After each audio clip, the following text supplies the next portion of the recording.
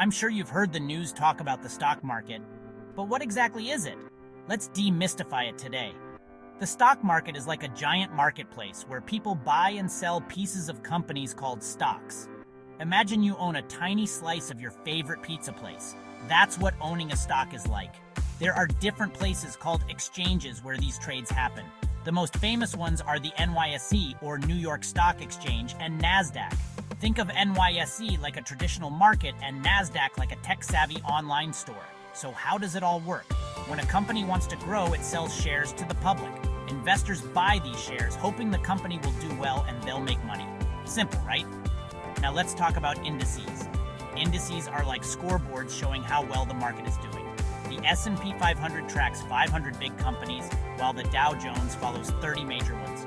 These indices help us see the overall market's health. Stay tuned for our next video where we dive deeper into stock market strategies. Till then, happy investing.